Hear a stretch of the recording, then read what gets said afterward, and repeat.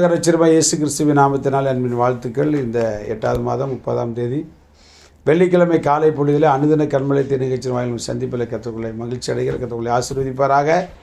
இந்த நாளுடைய தியானத்திற்காக நாம் ஒரு வசனத்தை வாசிக்க கேட்போம். நீதிமொழிகள் 18ஆம் அதிகாரம் 10ஆம் வசனத்தை வாசிக்க. கர்த்தரின் நாமம் பலத்த துருகம், நீதிமான் அதற்குள் ஓடி சுகமாயிருப்பான். தேவனுடைய நாமம் மகிமைப்படுவதாக. நம்முடைய ஆண்டவர் எப்படிப்பட்டவராம்? நம்மை சுகமாக இருக்க பண்ணுகிறவர். கர்த்தரின் நாமம் எப்படிப்பட்டதான்? உயர்ந்த அடைக்கலம் என்பது மட்டுமல்ல, பலத்த துருகம்.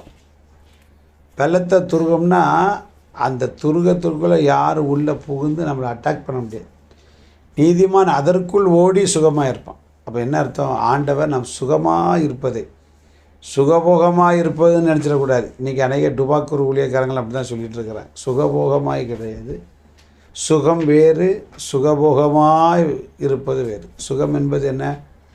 சோத்திர வியாதி இல்லாமல், நோய் இல்லாமல், பிரச்சனைகள் இல்லாமல் வாழ்வது தான் சுகமான ஒரு வாழ்க்கை. நான் படுத்து நித்திரை செய்தேன், கர்த்தாவே நீர் ஒருவரை என்னை சுகமாய் தங்க பண்ணுகிறேன் அப்படின்னு என்ன அர்த்தம்? அமைதி, எந்த டிஸ்டர்ப் இல்லாமல் ஒரு அமைதியான நல்ல ஒரு தூக்கத்தை கற்றுத்தரு. அதே போல் நாம் என்ன செய்ய வேண்டாம்?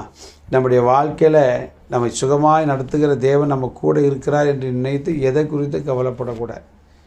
நகோமியுடைய மருமகள் ரூத்தை குறித்து பார்க்கணும் பாருங்கள்.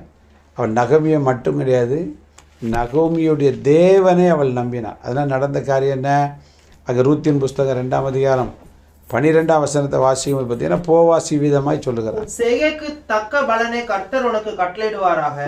இஸ்ரவேலின் தேவனாகிய கர்த்தருடைய செட்டைகளின் கீழ் அடைக்கலமாய் வந்த உனக்கு அவராலே நிறைவான பலன் அப்படின்னா அவர் உன்னை சுகமாய் தங்க பண்ணுவாராக. நிறைவான பலன் என்னது?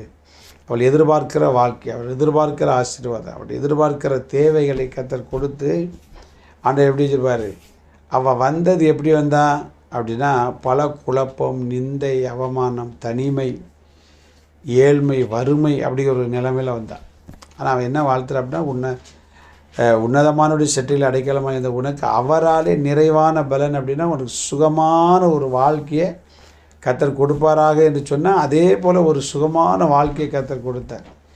இயேசு கிறிஸ்துடைய வம்சத்தில் சேரக்கூடிய அளவிற்கு தேவன் அவளுக்கு ஒரு சுகமான வாழ்க்கை அமைத்து கொடுத்தார். இதை கேட்க அருமையான தேவனுடைய பிள்ளை என் வீட்டில் என் பிள்ளைகளுக்கு அப்படி அமையுமா, இல்லை என் வாழ்க்கை அமையுமா, அல்லது என்னுடைய குடும்பம் அப்படி அமையுமா அப்படின்னா கண்டிப்பாக அமையும். ஏன்னா நாம் ஆராதிக்கிற தேவன் ஜீவன் உள்ளவர். அவர் நேற்றும் இன்றும் என்றும் மாறாத ஒரு தேவன். வியாதியை மாற்றுவார், நோய்களை மாற்றுவார், பிசாசின் பிடியிலிருந்து நம்மை விடுதலை பண்ணுவார், நஷ்டங்களை மாற்றுவார், கஷ்டங்களிலிருந்து நம்மை விடுவிப்பார். எதிரிகளுக்கு முன்பாக நமக்கு ஒரு பந்தியை ஆயத்தப்படுத்துவார்.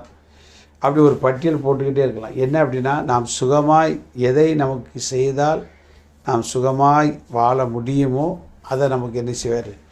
அவரை தேடி வருகிற ஜனங்களுக்கு கண்டிப்பாக செய்வார். இந்த அனுதின கண்மலைத்த நிகழ்ச்சியை கேட்டுக்கொண்டிருக்க அருமையான தேவனுடைய பிள்ளையை, நீ இப்போ குழப்பத்தோடு, சண்டையோடு, பிரச்சனைகளோடு, போராட்டத்தோடு, உள்ளத்தின் கலக்கத்தோடு இந்த நிகழ்ச்சி நீங்கள் கேட்டுக்கிட்டு இருக்கலாம். அவரை உறுதியாக பிடிச்சிக்கிடுங்க. ஏன்னா கர்த்தரின் நாமம் பலத்த துருகம், நீதிமான் அதற்குள்ளுடைய ஆண்டவருக்குள்ளே போயிருங்க. சோத்திரம் அல்லது பிசாசு உங்களை எழுதிட்டு போயிடுவான். எங்கே கொண்டு போயிடுவான்? குழப்பத்தில், கலக்கத்தில், கஷ்டத்தில், மனபாரத்தில், தேவையில்லாத சிந்தனை இழுத்து கொண்டு போய் உங்களுடைய வாழ்க்கையை என்ன செய்வான்? அதாவது சோத்திரம் பல விதத்தில் நொறுக்கி போட்டுருவான், குழப்பத்துக்குள்ளே வச்சுருவான், கவலைக்குள்ளே. நீங்கள் அதுக்கு மாறாக ஆண்டவருக்குள்ளே போயிட்டீங்க அப்படின்னா சுகம் கிடைக்கும், வெற்றி கிடைக்கும், நம்முடைய தேவைகள் சந்திக்கப்படும், நல்ல நன்மைகளை கர்த்தர் தந்து சுகத்தை தந்து நம்மை அற்புதமாக நடத்துவார். நல்ல பிதாவே, நம்முடைய நாமத்திற்குள் ஆண்டவரே இந்த நிகழ்ச்சியை ஒவ்வொருடைய வாழ்க்கையை மறைத்து உயர்வை, மேன்மை, ஆசீர்வாதங்களை கொடுத்து சுகமான வாழ்க்கையை நீ கட்டிட போகிறபடினாலே ஸ்தோத்திரம். இயேசு நிமித்த ஜெபங்கள் நல்ல பிதா, ஆமென். God bless you.